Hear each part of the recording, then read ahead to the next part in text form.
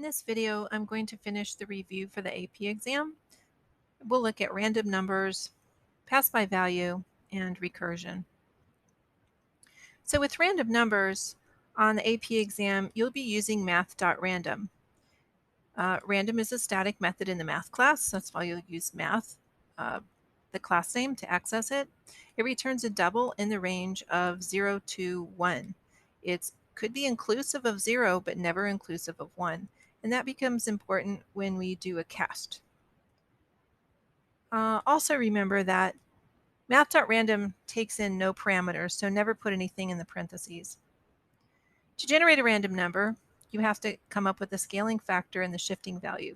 The scaling factor is used to multiply the return value from random, and the shifting value is to add a certain amount to shift those values away from 0. I'm going to skip down here and just show you what the formula is. Here's the formula for generating a random integer in the range of min to max inclusive. Generally, when we're talking about integers, we are talking about numbers with inclusive bounds, like a die. If we rolled a die, if a die has 6 sides, we would say that it rolls a number from 1 to 6, where 6 is included and 1 is included as well. So we scale by max minus min plus 1. You might be asking about the plus 1, and that's because it's inclusive. Make sure that you provide parentheses around the multiplication. It's important that you do this because the multiplication must be done first, and casting actually has a higher precedence than multiplication. So make sure you multiply before you cast. And then lastly, you have to add back the minimum, and that will shift it on the number line. Just to quickly show you this on my whiteboard. So here's our 6-sided die. What would be the scaling factor? Well, you take the largest number, 6 minus 1, because our die will roll a number from 1 to 6, and then add back 1. So this gives us a 6 for the scaling factor, and then the shifting value will just be 1. So we start with calling math.random, which gives us this slight little range right here, a double in the value of 0 to 1. And when we scale it by 6, we stretch out this line so that it covers all numbers from 0 to 6. Notice that 6 is not included yet. And then we perform a cast. That means all these little segments here cast downward, and we end up with a set of integers 0, 1, 2, 3, 4, 5. Now it's not correct. We have the correct number of integers, but they're not in the right place. So by adding 1, we can shift them so that we go from a range of 0 to 5 to a range of 1 to 6. Next, that brings us to doubles. Since doubles, including the bounds isn't a significant issue with doubles, since you can give a number that's very, very close to the maximum value and doesn't quite reach it. Still gives you a large number of values. So the scaling factor for doubles is max minus min, and the shifting value is still min. So here's the formula right here.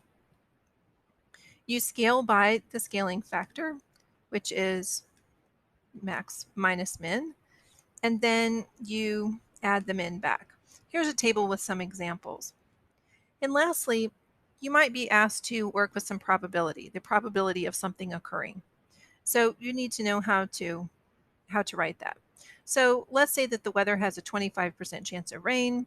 You want to simulate the possibility of rain. So you would write, if math.random returns a value that's less than 0.25, then it's going to rain.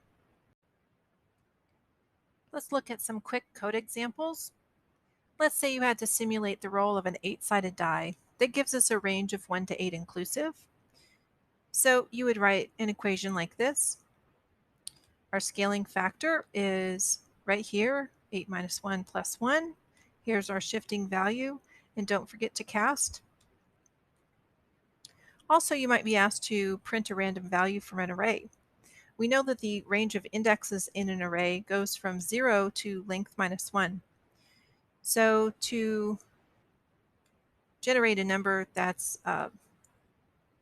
is within the range of indexes, we can simply scale by the length of the array and multiply that by random and cast the return value.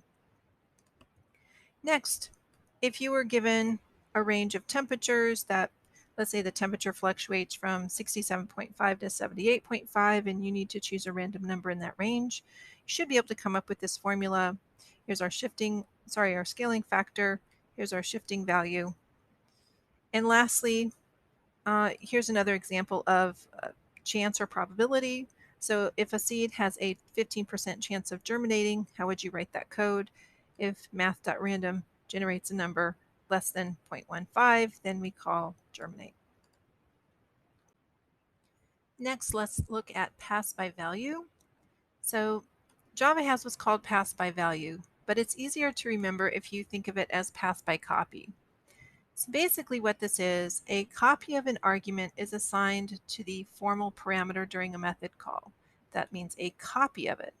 So primitive values are copied and reference types are aliased. That means that the reference's address is copied over, thus making the parameter actually just an alias of the original object.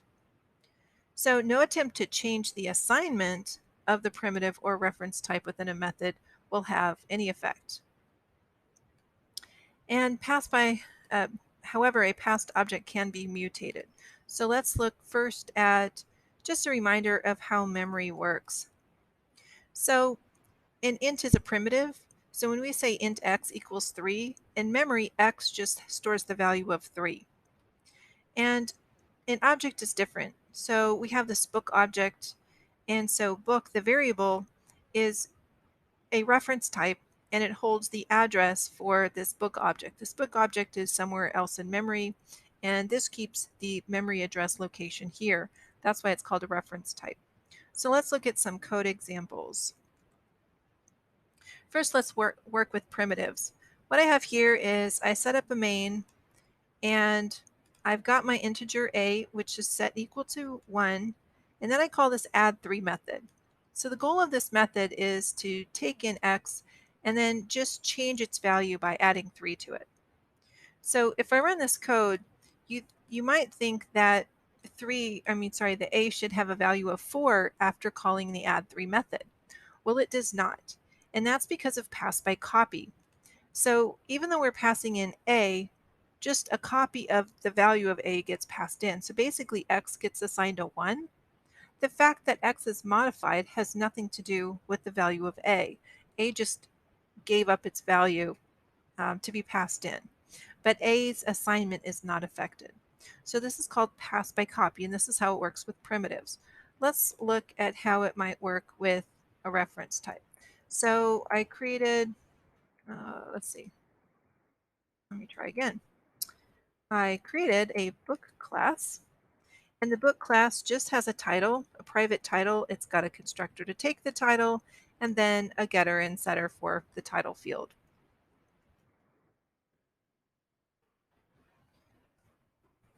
All right, so from that class, I created a book with a title called Bear, and I'm going to print out the book title just so you could see that it does print Bear.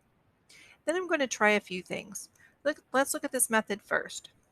What this method is doing is it takes in a book object, and then it assigns this book object to a new book called River. But what you can see up here is that even though I passed in the book called Bear, its title still did not change. So what's happening is when I'm passing in book, its reference is copied and assigned to B. So B is just an alias of the original book. Now I can take the alias and assign it to a new object, but that has nothing to do with what book is being assigned. It doesn't change the assignment of book. It gives the alias a new assignment, but that's all. Let's look at a different way, a different method. This method calls mutate book. We pass in our book object. Let's look at what happens down here. So in contrast to up above where B is assigned a brand new book, our mutate book just takes B and sets the title. Instead of Bear, we reset it to Legacy. So B is an alias of book, and is being mutated by calling a mutator method. So up here, after we call mutate book and print out the title, its title is now legacy. Let's try another one. Here I'm calling get new book, I'm passing in a title, and I'm assigning the returned value to book. So if you do ever want to change the assignment of book to a brand new object, the simple thing to do is return a new object. So this method takes in a title and constructs a new book, but unlike this one up here, where it assigns the new book to a temporary local variable b, this new book is returned and its returned value is assigned to book in our main method. So therefore, this new book has the title The Ninja. So I hope this explains pass by value with some concrete examples. And lastly, let's look at recursion. So in a recursive method, this is a method that calls itself. There's always at least two different types of cases, the base case and the recursive case. Now the base case returns without a recursive call. It either does nothing or it can return a very specific value.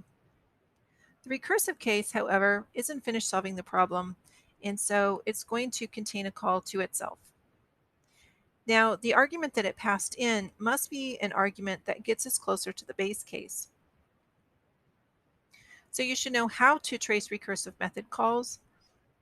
We did some practice on this in class, and you might want to look back at those assignments. And you have to know that the base case must be reached or an infinite recursive loop will occur. Let's look at a couple of quick examples. So I have a main method and I'm calling two recursive functions. One of them is recur, where I pass in a 5, and here's that method right here.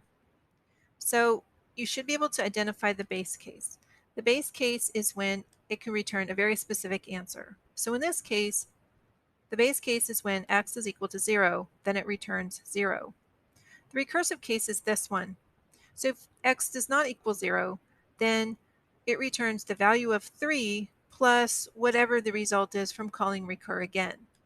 Notice that x is being reduced when we pass it in, and eventually, if you start with a positive number, the arguments will eventually reach 0 and this will stop. So in this particular case, I pass in 5 and it makes 5 recursive calls, adding 3 each time. So it doesn't, it's no wonder that it returns the value of 3 times whatever x is. Next, I have a print method. This print method does not return anything, it returns void, but it does print. So it has one if statement. So if the length of s is less than 7, this is a recursive case, and it's going to print and make a recursive call. So what is the base case? The base case is when the length of s is greater than 7. And we know it's going to reach that because every time we pass an s, we concatenate on one character, so s will grow and grow and grow. Now in this particular case, we print before the recursive call. So the first time through, we pass in cat. Cat is printed before it's modified to cat asterisk, etc. Now, it could be that the recursive statement, whoops, let me go back to that. I meant to copy paste. It could be that the recursive call comes before the print statement, in which case it has the result of ordering the printouts in reverse order. So definitely pay attention to this and use your strategies for tracing recursive functions. And that will wrap up this review session.